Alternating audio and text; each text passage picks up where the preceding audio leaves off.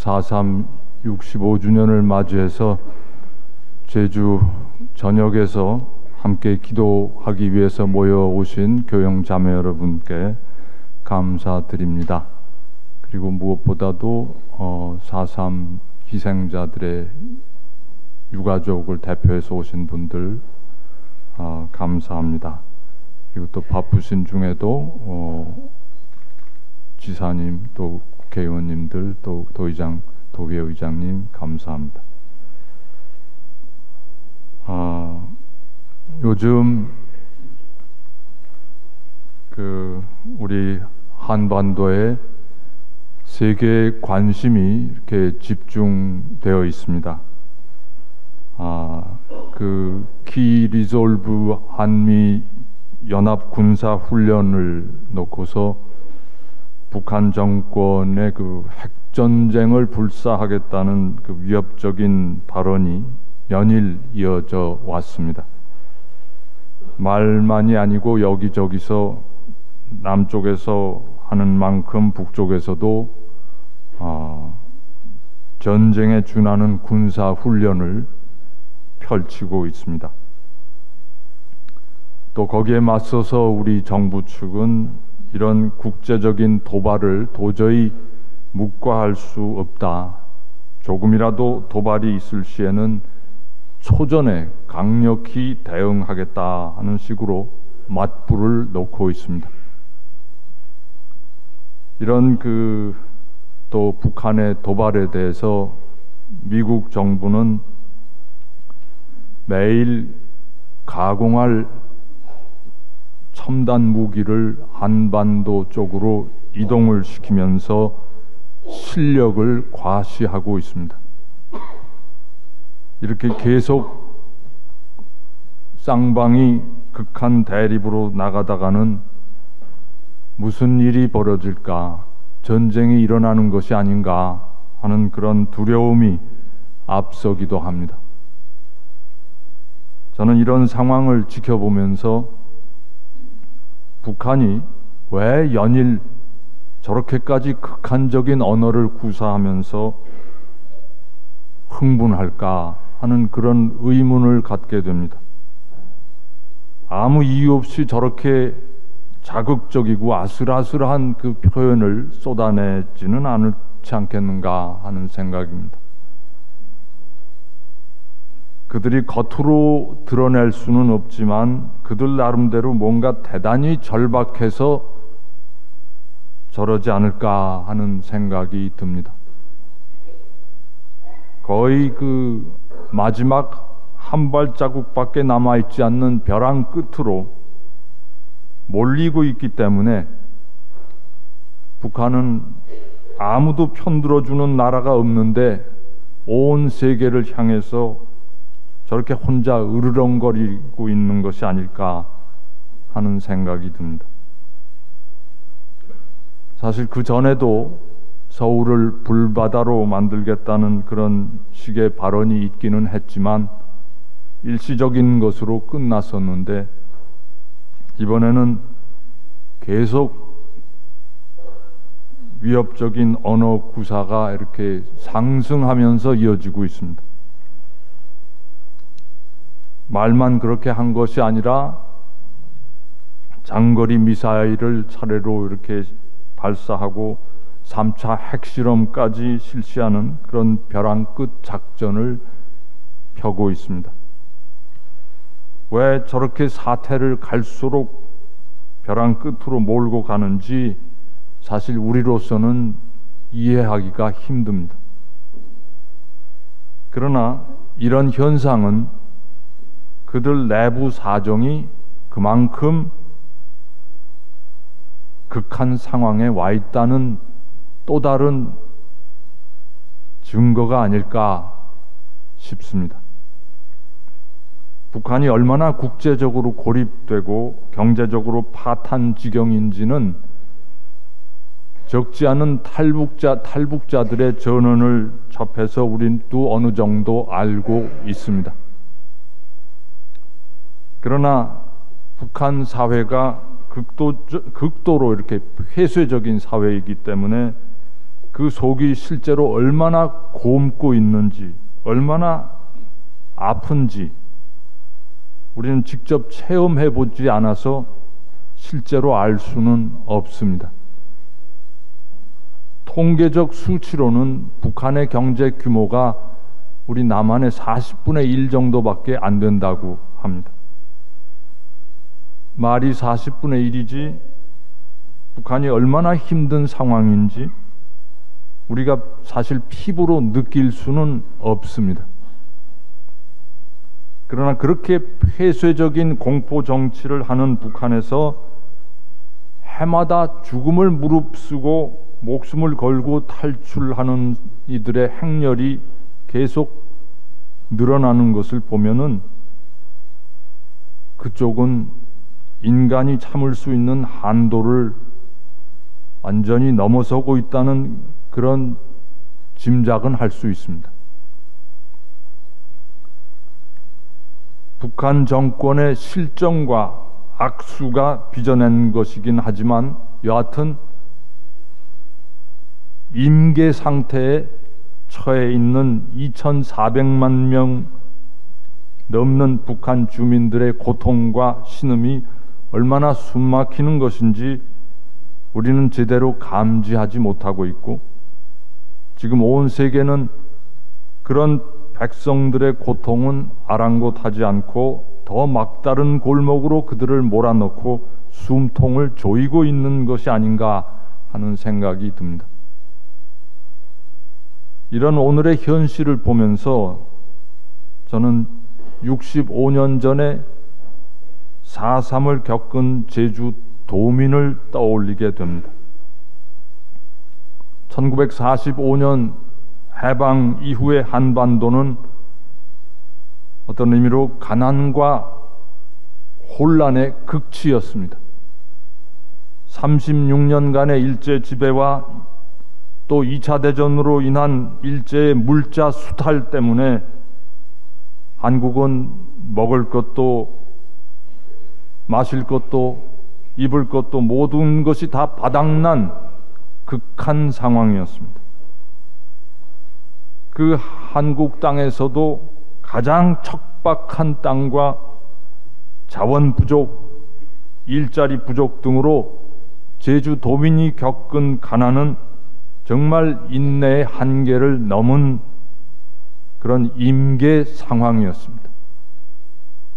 거기다 해방으로 일본에 건너가 있던 제주 출신 교민들이 6만 명 넘게 제주로 귀환하면서 상황은 갈수록 더 악화되었습니다.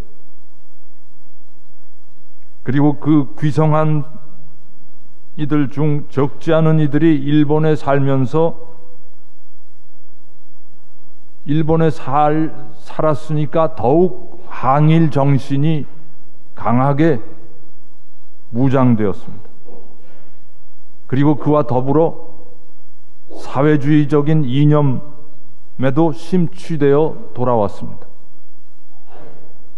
그들은 일제 치하에서 일하던 경찰력이 해방 후에도 여전히 일하고 있는 모습을 보고 경찰력을 기본적으로 불신했고, 새로운 나라, 새로운 사회를 스스로 건설해 나가겠다는 그런 이상적인 의지를 가지고 자기네들 나름대로 자치 행정 체계를 조직하고 이제부터는 외세가 아니라 스스로의 힘으로 자신의 운명을 개척해 나가겠다는 그런 각오를 다지고 있었습니다. 일본에서 돌아온 수준 높은 교육을 받은 귀성자들이 결국 제주 지역 사회에서 지역 여론을 주도하게 되었고, 그러다 보니까 당시 국제적으로 사회주의 확산에 극도로 예민해져 있던 미국과 그리고 일제 치하에서 일했던 경찰이 그들의 시각으로 볼 때 이 제주도의 여론을 주도하고 있는 사람들은 사회 불안을 조장하는 반국가 세력이었습니다. 그래서 지역 시민사회와 공권력의 갈등이 나날이 에스컬레이트 되었습니다. 갈수록 미 군정과 이승만 정권이 보기에는 제주도 전체가 빨갱이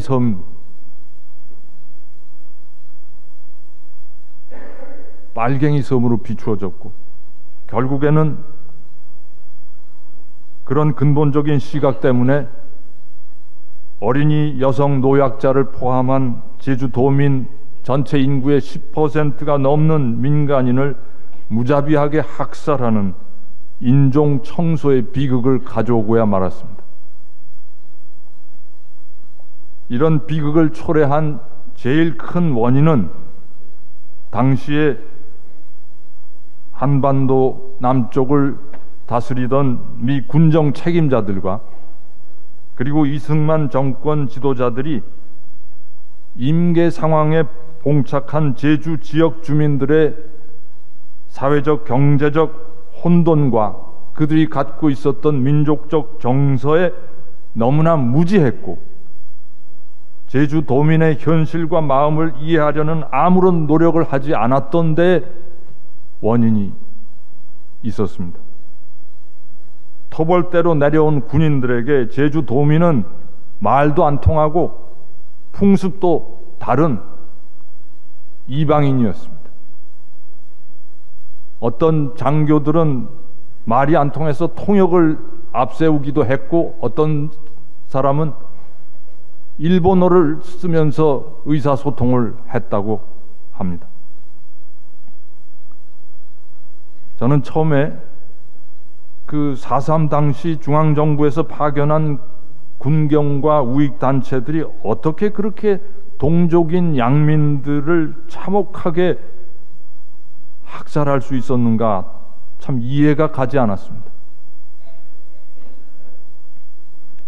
아마 그때 파견된 군인들이 유난히 그 사악하고 잔인한 사람들이었다고 말할 수 있는 사람은 아무도 없을 겁니다.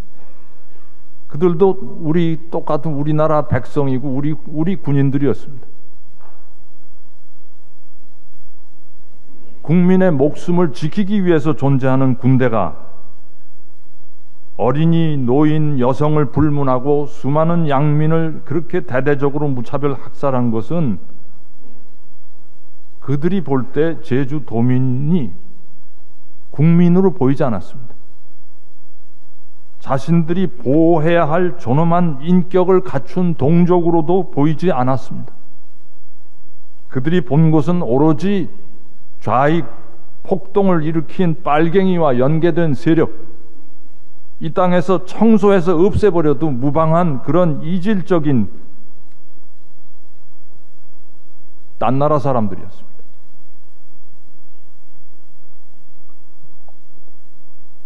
당시의 정부 지도자들이 제주도민이 살아온 과거와 현재의 현실에 대해 조금이라도 이해하려고 노력하고, 또 그들이 겪어온 수탈의 역사와 아픔에 대해 조금이라도 연민의 시각을 가지고 대화하려고 했어도 그런 참극으로 치닫지는 않았을 것입니다. 그러나 전쟁이라는 게 시작이 되면, 전쟁에서 사용하는 폭력이 일단 시작이 되면 아군과 적군 사이에 모든 인간적인 시각과 인간관계가 원천적으로 단절되고, 상대는 오로지 제거해야 할 적으로만 단순화되어 버립니다. 베트남 전쟁 때 우리 군인들이 가서 상당한 기간 동안 그 베트남 전쟁에 참여하면서 거의 5,000명에 달하는 베트남 민간인 양민들을 죽였습니다.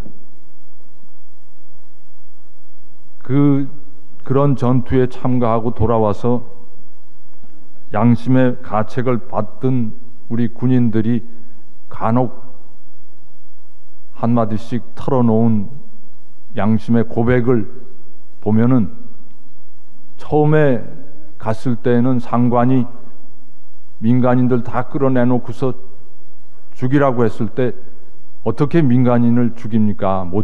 못합니다 하고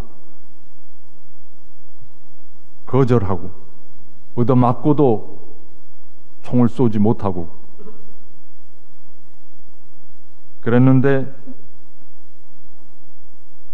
그 다음 다른 마을에서 베트콩이 민간인들 사이에 끼어서 숨어 있다가 공격을 가해왔고 그 전투에서 자기 옆에 동료 전우가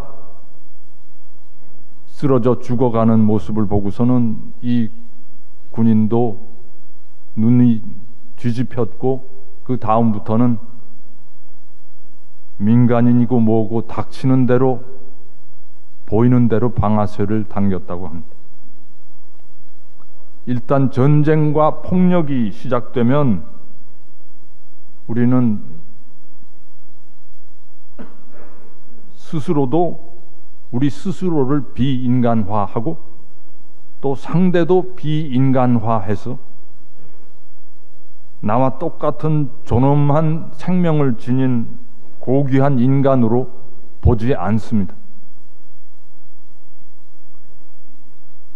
유감스럽게도 이 땅에는 아직도 4.3의 그 참극을 빚어낸 냉전의 뿌리, 비인간화의 바이러스가 아직도 살아 꿈틀거리고 있고 남북 대치가 일촉즉발의 상황으로 전개되고 있습니다.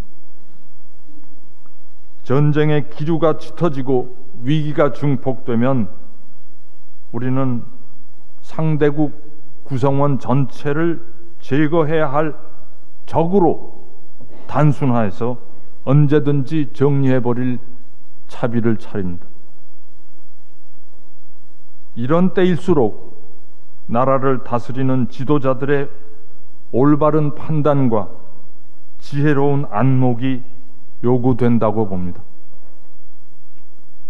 오늘 4.3 65주년을 맞이하면서 그 많은 3만 명에 달하는 희생자들의 무고한 죽음과 희생이 헛되이 잊히지 않기 위해서 우리는 역으로 과거 지도자들의 그 무지와 실패에서 배워야 합니다.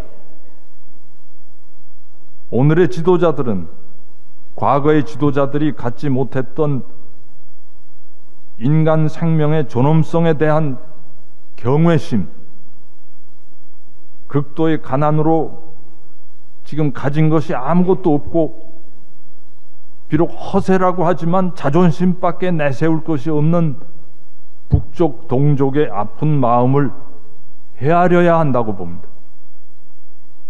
북한 정권 지도자들이 아무리 극단적인 방법으로 무리수를 두어도 우리도 똑같은 선상에서 대적하고 대결하기보다는 우리는 좀 더 다른 차원에서 그들을 지혜와 인내로 설득하고 대화해야 한다고 봅니다.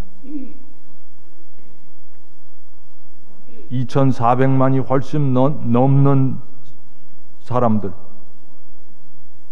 이 자리에 있는 우리와 똑같이 할아버지, 할머니, 우리의 형들, 누이들, 동생들, 티 없는 아이들로 이루어진 그 동포들에 대해서 이해와 연민의 마음을 가져야 합니다. 그들은 오직 북쪽에 38선 북쪽에 태어났기 때문에 강대국들의 국제 정치적 이해관계에 따라서 분단된 그 북조선 국민으로 사는 그런 숙명을 타고난 사람들입니다.